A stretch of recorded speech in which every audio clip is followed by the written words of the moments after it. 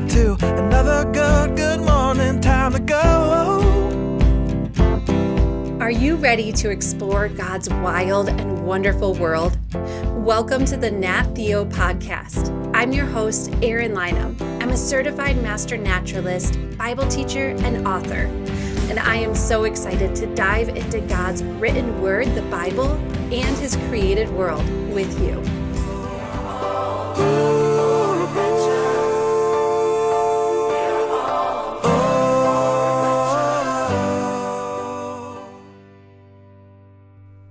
Have you ever seen a shark? Maybe you've seen one at an aquarium. It would be very scary to see one in the wild. But my husband, when he was in high school, he did see a shark in the wild. He had a pretty interesting encounter with one. He was on a marine biology trip, and while he was in the water, a small nurse shark swam right between his legs. I don't even know what I would have done. You know what's exciting, listener? The teacher who was leading that marine biology trip that my husband went on in high school, that teacher is joining us for today's episode. This man, who is a scientist who specializes in God's creatures of the sea, knows all about sharks. The scientist we will learn from today is a marine biologist. Do you know what that is? We learned on our first ocean episode that marine refers to the ocean, so something that's in the ocean or comes from the ocean. Now, of course, this scientist that we'll learn from, he doesn't come from the ocean and he's not in the ocean, although he visits it a lot. But what a marine biologist is someone who studies the creatures that live in the ocean. Doesn't that sound like an amazing job? You know, there are many amazing jobs that you can do that are all about studying God's creation. You could be a marine biologist studying the living creatures in the ocean, or you could be a zoologist studying animals, or maybe an entomologist studying insects, or one of my favorites, an ornithologist studying birds, or maybe an herpetologist studying reptiles and amphibians. The list goes on because there are just so many amazing things to study in God's creation. But do you know one thing that all of these jobs require?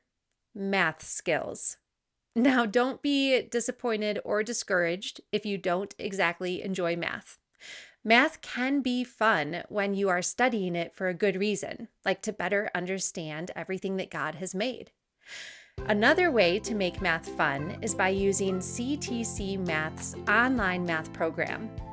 My family enjoys their short video lessons followed by interactive questions that engage my children and help them better understand and remember math skills. I love that CTC Math is helping my kids with real hands-on math that they can use in whatever jobs they choose to do in the future. Try CTC Math for free for 1 week and explore all of their online lessons at ctcmath.com.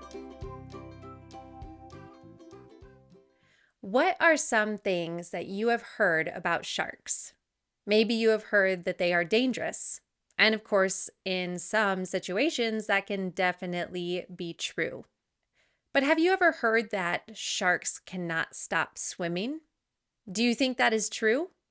Our guest today is going to help answer that question and clear up some common misunderstandings about sharks as he helps us better understand God's great design in sharks. Here's our trail map. We are going to learn how are sharks different from other fish? And we'll answer the question, can sharks ever stop swimming? We will learn how do sharks use electricity?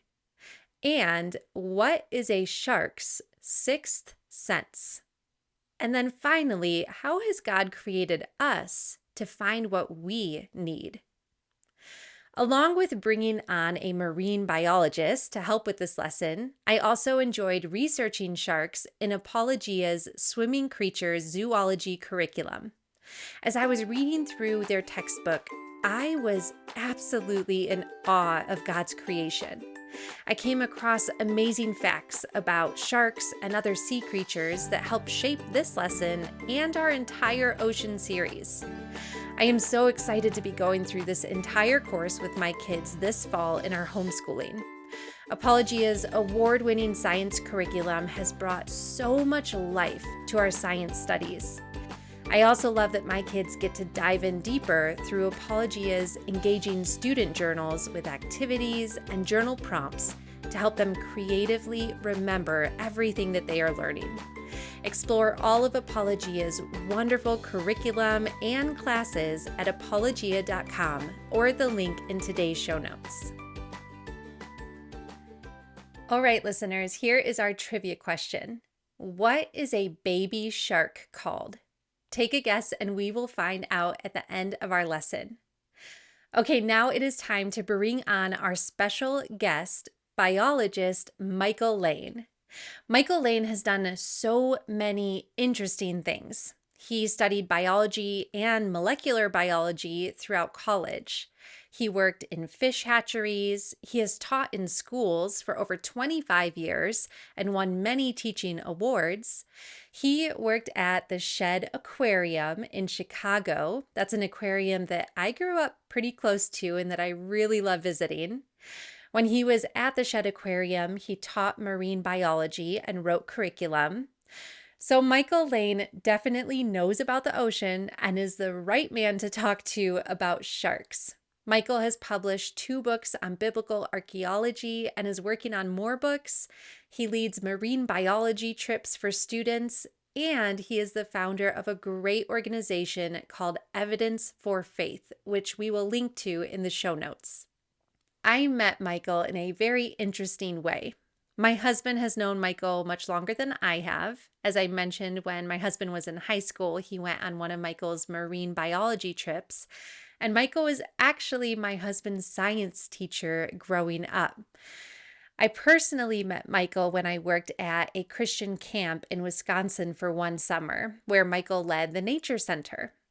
Since then, Michael served as a science editor on my 3rd upcoming book, The Nature of Rest. He read through my whole manuscript and helped me make sure that all the science and nature parts of it were accurate and true.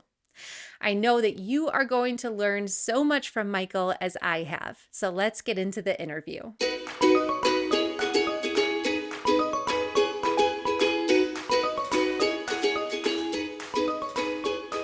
Michael, thank you so much for joining us today on Nat Theo. We are very excited to learn about sharks from you. Oh, it's a pleasure to be here with you and to get to talk about sharks. I love talking about God, and I love talking about his sharks that he created. Perfect. Well, let's start real basic. How are sharks different from most fish? Okay, well, there's different types of fish. There's sharks are one category, and what most people, when you say the word fish to most people around is going to be something like what we call bony fish, or biologists, what we call it is ichthyes. And these are fish that have actual bones in them. I imagine sometime you've probably eaten some fish at a fish fry or something like that and get a bone in your mouth. Well, bony fish, they have bones. So perch, bass, things like that, that's bony fish. And they're set up totally, well, I won't say totally, but in a lot of ways different than sharks. Sharks are in what biologists call chondrichthyes. So we have the ichthyes, we just mentioned before, like that's for fish. And osteichthyes is the word for bony fish.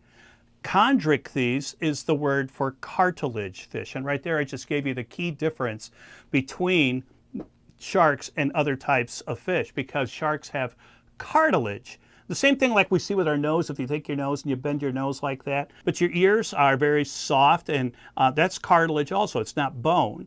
But sharks' cartilage is a little harder than what you see on your ears. It's closer to what you see on your nose. Sharks have a hard cartilage that makes up their skeleton, but no bones, absolutely no bones. Okay, I have a question then. If they have no bones at all, what about shark teeth? Like my kids think it's so cool to think about like finding a shark tooth on the beach or having a shark tooth necklace. Those are not true bones? No, they are not. Wow. They're actually, biologically, we call them dentical. And a matter of fact, I have like a shark tooth here. And if we take a look at, with this is a from a great white type shark, this one here. And this is a big one. It's really interesting. It is the hardest substance inside of the shark are the teeth. It's the hardest part. And it's the only thing that really fossilizes well because it's so hard. It has enamel, the same thing we have like on our teeth. There's enamel, which is our hardest substance of our body, harder than bone. But their teeth are not really bone. I do have here a shark jaw. Now this is from a bull shark. This is real. And as I show you this, you can see that this was not a very big shark as we take a look at this one here. But as we see this, there's teeth on the bottom and on the top, just like we have. But let me turn this over here and let you see underneath this. This is the bottom row here. You'll notice there's rows of teeth. Oh, wow. That you see inside of here. And there's teeth, teeth, teeth, teeth. And even on the upper side of the tooth here, you can see there's teeth that are lined up. Now, if you notice, some teeth closest to the outer part of the mouth are standing out and ready to bite. But what happens is these are not held in by bone. So what happens is this. The shark, when it bites something, it's not unusual for one of the teeth to fall out. Now, God has set up the coolest design on this because with these teeth, the sharpest ones are the ones sitting down ready to come. They're like on a conveyor belt. And as one tooth comes up and it falls out, the next tooth very quickly will move up and take its place. Oh, wow. Now that tooth has not been used. It is super sharp. As it starts to get dull, it falls off and the next tooth comes up. And they just keep doing this through all of the different rows that we see of this. You can see there's so many different rows inside of here showing these teeth. And let me tell you too, these are very, very sharp. I have had this shark jaws. I got these when I lived in the Bahamas back when I was in high school. And even not that long ago, I put my arm in here. I was talking to a group of kids, and I put my arm in here sort of as a joke. And when I pulled back, I hit one of the bottom teeth, and it actually sliced my arm. And I was bleeding then for a long time because it was a nice straight cut. They're razor sharp. But you see, the reason this is so cool and how God designed this, sharks' teeth are designed to, when they first come up and get ready, they're super sharp. Some of them, like this great white tooth, it has serrations on the side, sort of like a saw blade. Other sharks don't. The bull shark does not have this and others don't, but some have them depending on what they eat. And like a tiger shark, its tooth is slanted over on the side and it's got really good serrations because what tiger sharks like to do is they like to eat sea turtles. They got to bite through the shell. So when they bite through the shell, that tooth with its sawed off edge and sort of curved or whatever goes right through the shell, the hard shell of the turtle. But then after a couple times like that, that tooth is dull. So the tooth falls out, the next one comes up. Scientists have actually found out, studying lemon sharks, a very common shark in the Florida Keys and the Bahamas, they just did a study on them to see how many teeth does a shark go through in its lifetime. And we know that a lemon shark can easily go through 250,000 teeth. 250,000. 250,000. If you were the tooth fairy or putting quarters under the pillow at night for that, wow, you go broke. I mean, that's a lot of teeth. Yeah, you're so right, though. It's an amazing design that they just always have those new teeth coming in to get what they need in the ocean to eat, to live. Like my daughter right now, she's 6 and she's missing 4 of her front teeth. So I'm sure she would love that kind of system because right now she's having to be careful about what she eats and eating softer foods or using a fork and a knife. But a shark doesn't have that option. They can't pull out a fork and a knife and cut up their food. Like they need that. That's very fascinating. Okay, so I have been asked this question several times, and I'm hoping you have an answer for it. Can sharks ever stop swimming? That's a great question because, and you have to be careful what book you look in. just the other day, I was looking because I'm rewriting a marine biology textbook, and I was looking through some older textbooks, and I came across the statement saying all sharks must swim to stay alive and be able to breathe. That is not true. That is not true. That was thought maybe a couple hundred years ago, and unfortunately, you still find it in books today. But I have been out swimming with sharks. Matter of fact, I used to have a pet shark when I was working in a camp in the North Woods of Wisconsin. And we had a huge, huge aquarium, several hundred gallons.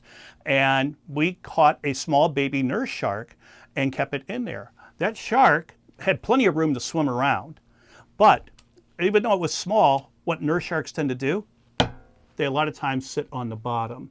And they do what's called, biologists, we like to name everything, and it's called buccal ventilation. Buccal ventilation. Now the word buccal, I'm not talking like a belt buckle, buccal is like a Latin word having to do with your mouth. So the muscles that you feel in your cheekbones, if you really crunch your jaws and stuff, and you can feel your jaws or clench your teeth together, the muscles you're using, those are buccal muscles because it has to do with the mouth. Well, sharks have a lot of powerful buccal muscles there. And laying on the bottom, certain sharks like nurse sharks, which are found throughout the Florida Keys, the Bahamas, actually almost anywhere in the tropical area of the world, generally closer to shore, whoobigongs, bull sharks, and others lay on the bottom. And what they do is they use these muscles to get the water, they suck in water through their open mouth and force it over their gills and pump it out that way, out through their gills. Now, most sharks have 5 sets of gills on each side, so 5 gill slits. And to do this, laying on the bottom, it looks like, to most people, oh, the shark is sleeping, or it's laying and resting on the bottom. Actually, it's just the opposite. Laying on the bottom requires much more energy, about 10% more energy, for a shark to lay on the bottom motionless and be able to breathe through its mouth. Now, not all sharks can do that. Some sharks do what we call ram ventilation. That's sort of like a jet engine. On a big airplane, the air comes through at the beginning and mixes with explosive gases and causes a force out the back, which propels it. Sharks can do this also. Certain sharks, many can, and they swim through the water. So a lot of times when you see a shark out in the ocean and stuff, it's swimming in the water. It's got its mouth open, and the water is, because it's swimming, it's the water, they got their mouth open. See, they don't have their mouth open trying to scare you like, dinner. No, they're not doing that. They got their mouth open because they're breathing. And so they swim with their mouth open. The water goes right through their mouth, out through their gills, and they get their oxygen for their body through that system. But that's the 2 primary ways that sharks breathe. But many sharks, bull sharks, nurse sharks in particular, do rest on the bottom, and they're perfectly fine. It's just they're working harder to do it. That is so interesting. So they really are. They'll stop swimming to basically catch a breath. Is that what you're saying? Yes. Well, what they do is they rest like that. Just like we do. We take naps and we sleep. Well, sharks do also. Fish do. And they rest. And some sharks will lay on the bottom, like a nurse shark, and rest while it's sitting on the bottom, even though it's working harder. It's requiring more energy to do that. Whereas, like a great hammerhead does not do buccal breathing. It's a ram ventilation, and they sleep while they're swimming. Wow. I have a great story if you want to hear it on I do, this. please. Many years ago, on one of our marine biology trips that I do, this took place in the Florida Keys, and I had 16 scuba divers. Now, these are all high school students, and we took them out about 10 miles offshore to a reef, and we had a dive master we hired to go down and lead us through this. So the plan was, as we're on the boat and we're planning out the dive master's going to go down. We're anchored over a patch of sand, and the coral reef is over to one side. Over on the other side, it's just sand. So the dive master has me go down first. I go down to the bottom, we're about 30 feet of water, go down to the bottom, I'm sitting on my knees, and as each student came down, we had them and their dive buddy get in a big circle, probably about 30 feet around in a big circle, pairing them up, and I'm checking everybody as they're coming down. Finally, the dive master came down, and as he's coming down, he's getting close to Bob, and he points to the opposite way the coral was. Now, the coral was over, as the way I was sitting, was over on my left. He's pointing to the right. There's nothing there but sand. And I go, no, this way. And he goes, and he keeps pointing. And I'm like, what are you doing? We're not going that way. No, this way. Because we're going to line up in single file. He's going to lead and take us through. And I don't want to go over the sand patch. So I'm like, no, we're not going that way. We're going this way. Then he did this. Look. Because you can't talk very well scuba gear like that. So he's pointing at his eyes. And then I saw it. It was a 17-foot great hammerhead shark. Oh my goodness. Swimming 3 feet off the bottom, and he was heading straight to our group. The visibility of the water is around 80, 90 feet. And I could see the shark. Now, all the students in the meantime are sitting there with their buddies, and they're playing bubbles with their regulator, and they're checking the gear. Some are sort of standing on their heads and stuff. They're just having fun between them. I saw the shark heading right to the group. He's staying up there. He stopped coming down because we were thinking these are all divers that just got certified. Somebody's going to panic and rush to the surface, which is very dangerous. And so he's waiting there. I'm just like, what do I do? Here's this big we know it was 17 feet because the thing went just a few feet away from me. He swam right in between students, right through the middle of our circular group, and proceeded right on into the reef area. And not one student saw it. No.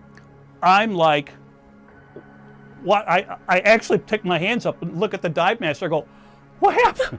And he goes, I don't get it either. So we wait a few seconds, he comes down, and then we proceeded and went through the whole dive.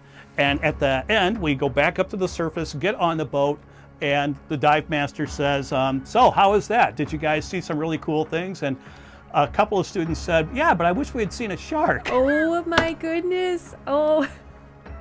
It was a 17-footer, because I'm not kidding. It was just a few feet, probably not more than 6, 8 feet away from me, right through the middle of the group. And I know the shark was sound asleep. It had its mouth open. It was breathing through ram ventilation. And it was just swimming about 3 feet off the bottom like we weren't even there. Yeah, so they didn't see the no shark, and the shark didn't see them because he was snoozing. Yep. Mm-hmm. I believe that's what happened. Yeah. All right. So I recently read that long before humans, long before we learned how to use electricity, sharks have been using electricity. Is that true? Can you tell us about that? That is absolutely true. As a matter of fact, we use electricity. And I'm not just talking about flicking the light switch on. We use it in our bodies because our nervous system and our muscles in our body all work by electricity. Now, you don't have to plug yourself in. You're not like Iron Man or something that you have to do something like that. But we take in certain foods, and we use things like sodium and calcium, and they help to make our muscles move, but they help to carry an electrical current. Now, we often don't call it electrical current. As biologists, we like to name things. So it's called action potential, but it is the change in a nerve cell to the muscle cell of an electrical current that goes through there. Now, people, maybe they've never connected this, but people who have gone for like an EKG at the hospital or the doctor's office, they wire a person up and you see the little thing, you know, the little heartbeat and the little light or the little device making a marking on paper. I remember. Yeah. It's checking and it's running on the electricity of your body. It's checking, an EKG is checking the electrical current that your heart is receiving and also distributing.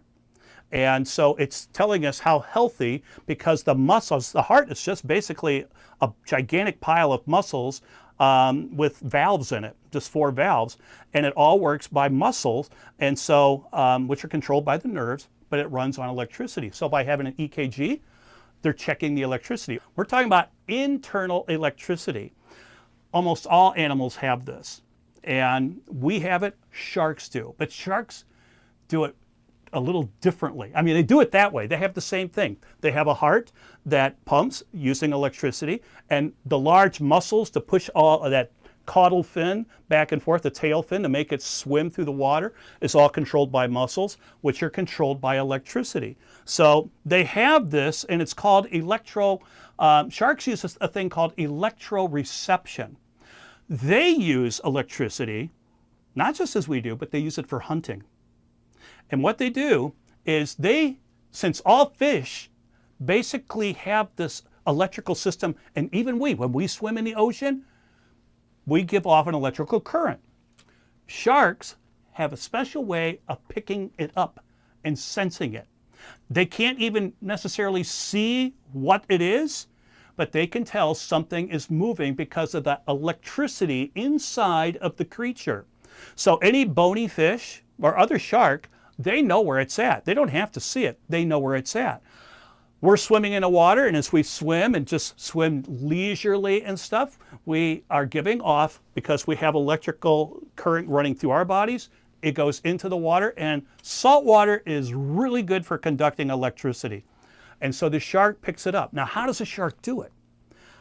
Back in the 1600s, there was an Italian ichthyologist. Now, an ichthyologist is a person who studies fish. And his name was Stefano Lorenzini. And he was studying sharks. And he noticed that sharks have little pits, little pores, little holes all around their body. They can go all the way down the body, but they're mostly concentrated around the head, which is closer to where the brain's at.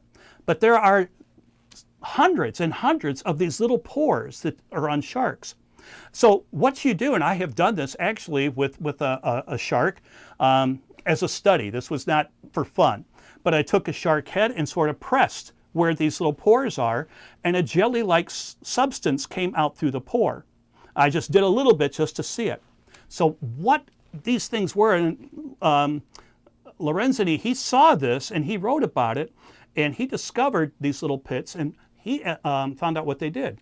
They're called the ampulla of Lorenzini. Sharks have these, like I say, all over their body, but mostly they're concentrated at the anterior or the head.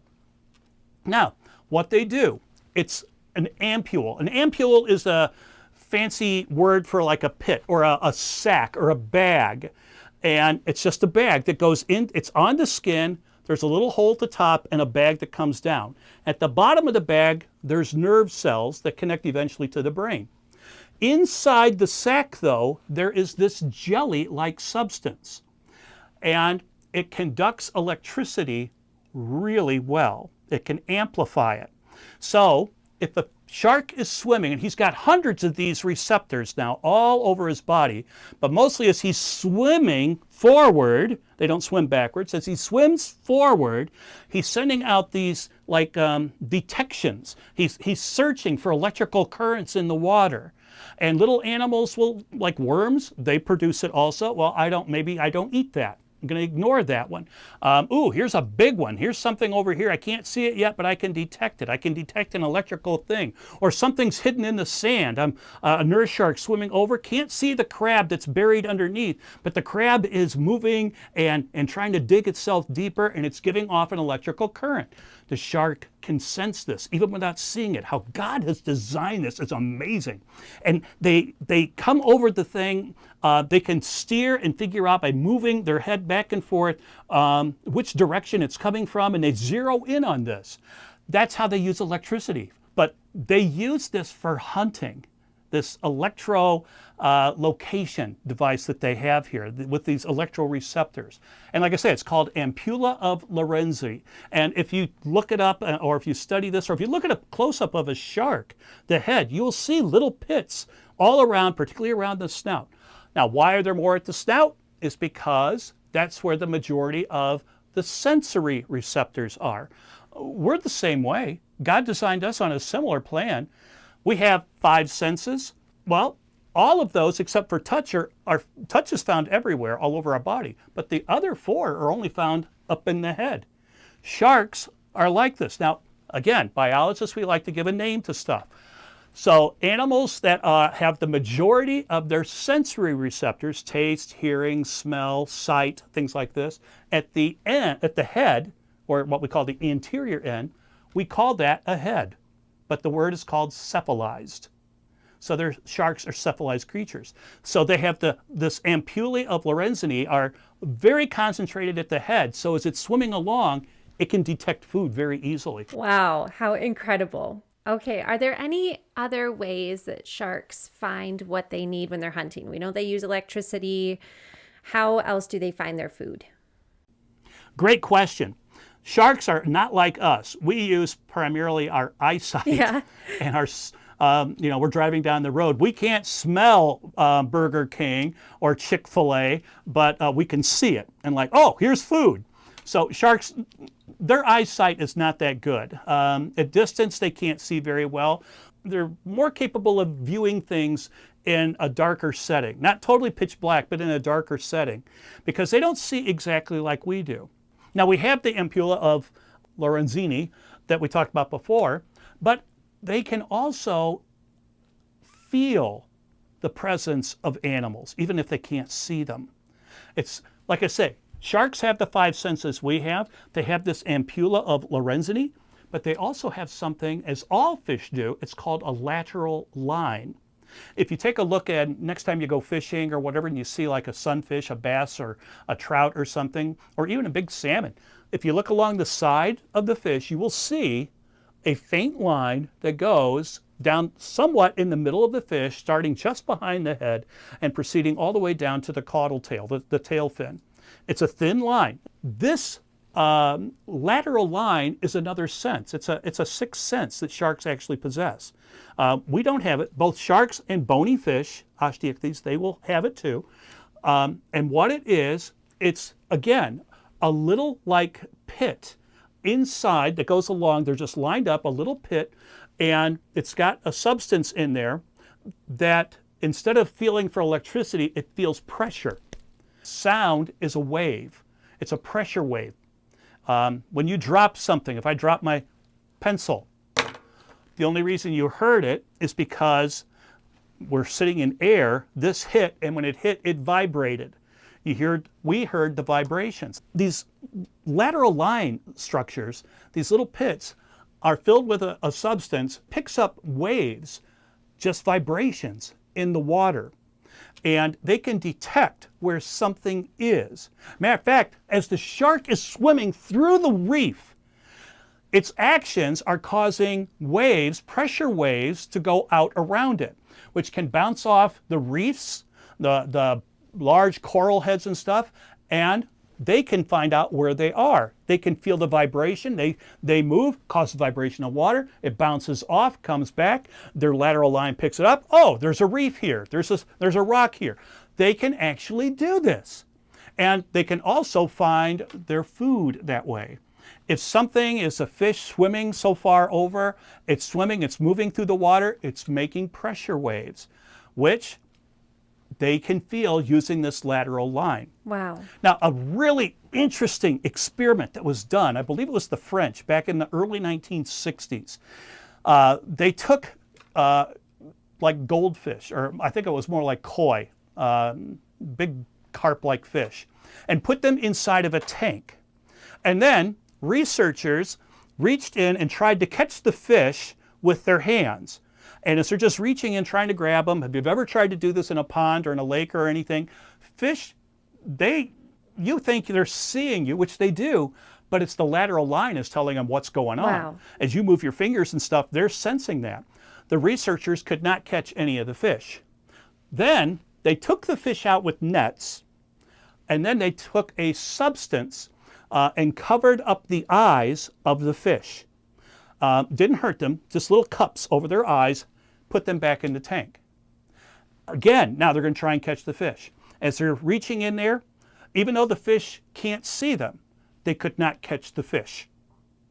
They took the fish back out with nets, took the cups off the eyes, so now the fish can see, but put this like a putty substance over the lateral line on each side of the fish.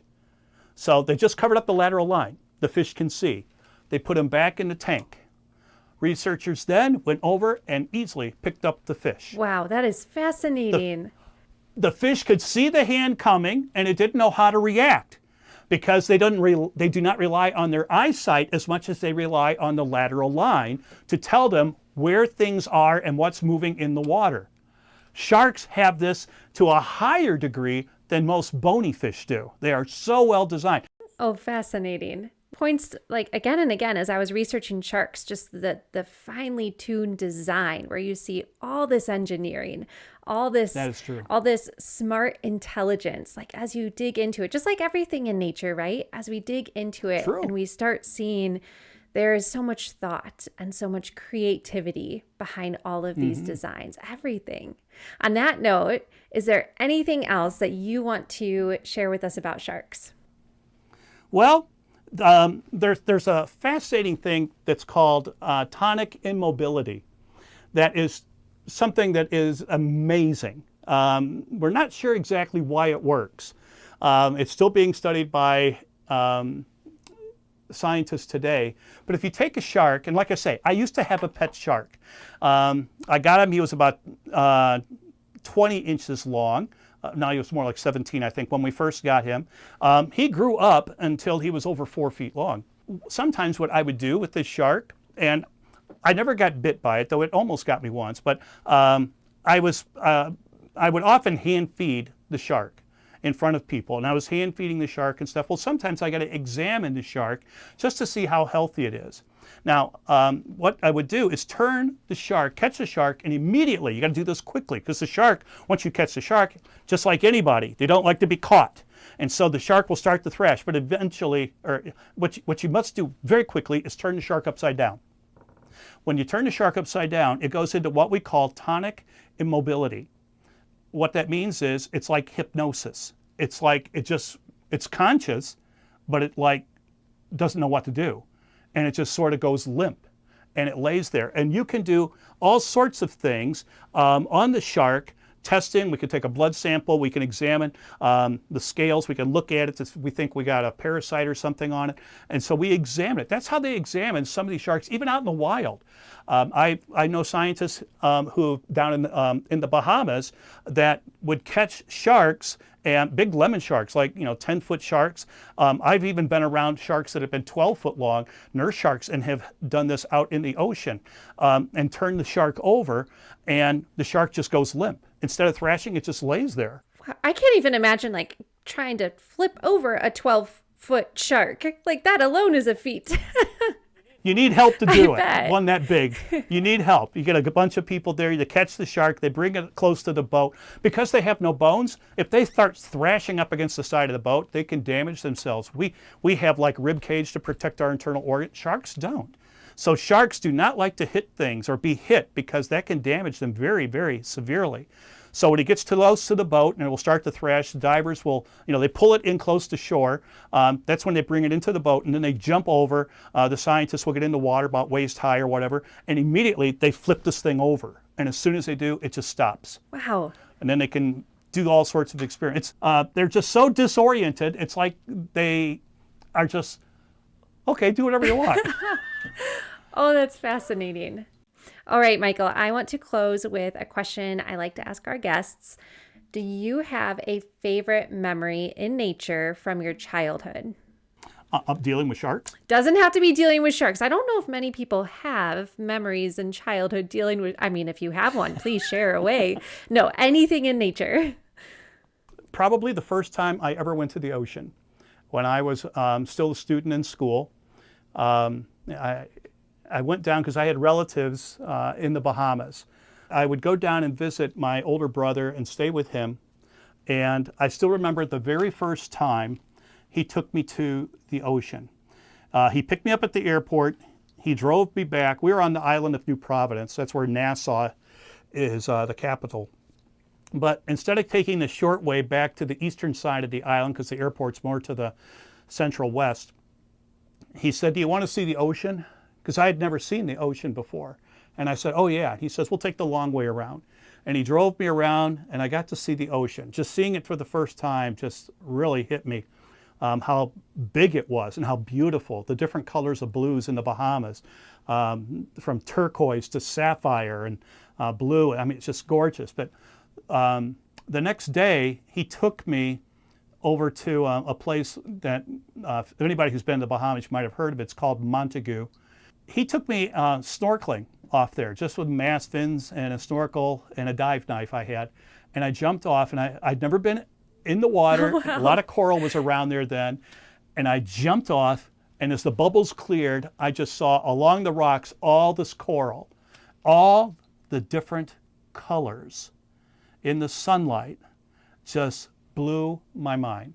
I was just captivated by all these things. And what I was looking at were not plants, they were animals, various types of animals. And God has designed them with different colors, which later on, as I went and I dedicated a lot of my life to studying these kind of things in the ocean and even writing books on this and teaching on this, I have found that colors that God gives, a lot of times we're able to figure out why God gave them those colors.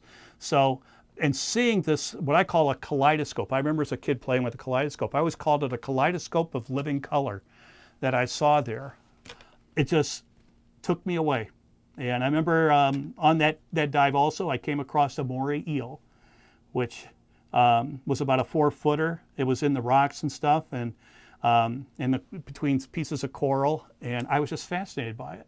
I can see So why. that was one of my most treasured experiences, is getting to see coral for the first time, which is one reason I do these marine biology trips, to give people, particularly from the Midwest and other places who've never seen the ocean, a chance to see stuff like that. And also to see how wonderful and creative our God is, because the design of all these things is so basic. It's amazing. And as I said before, almost every single creature, animal, produces electrical current in their body and has nerves that work with electricity. That is a design. When you see something constantly being used in the same manner, that shows a design. It's not not like it just happened by chance. These animals use this in similar ways to move their muscles, and it's not because they evolved, it's a design. And the fact that you see that design, like the electrical currents and all these different, very different kinds of animals, we talk about that on the podcast as being God's artistic style. That you see, Yes. like he came up with all of these designs and you see them just all over in different ways and expressed in different ways. And it's just magnificent. Well, thank you, Michael. Thank you for being with us today. Thank you for sharing your expertise and your excitement for sharks. We will be sure to link to your wonderful ministry, Evidence for Faith, and all the work that you are doing in the show notes. Thank you for being here. Thank you so much. I loved it, and God bless your ministry as well.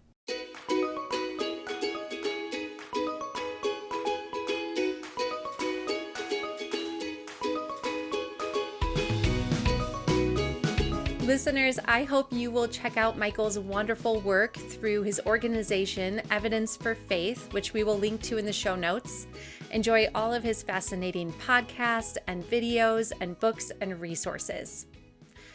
You know, as I was researching sharks and learning from Michael, I kept thinking about how carefully God has designed sharks to be able to know what is around them and find what they need.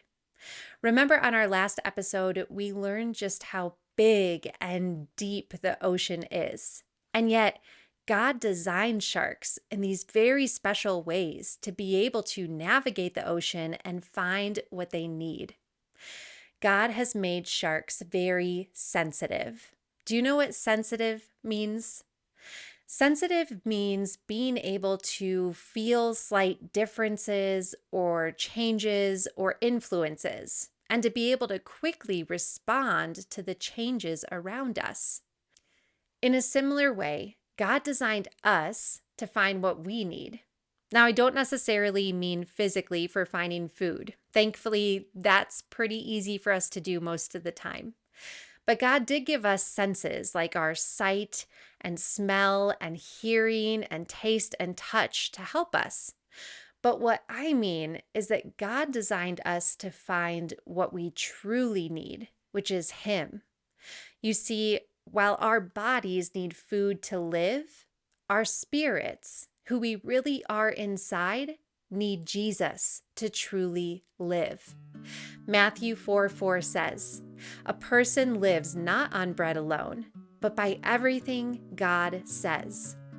So God's word, His scriptures, the Bible is what helps us to truly live.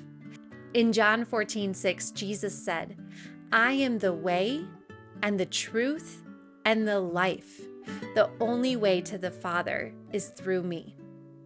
Listeners, did you hear that? Jesus is life.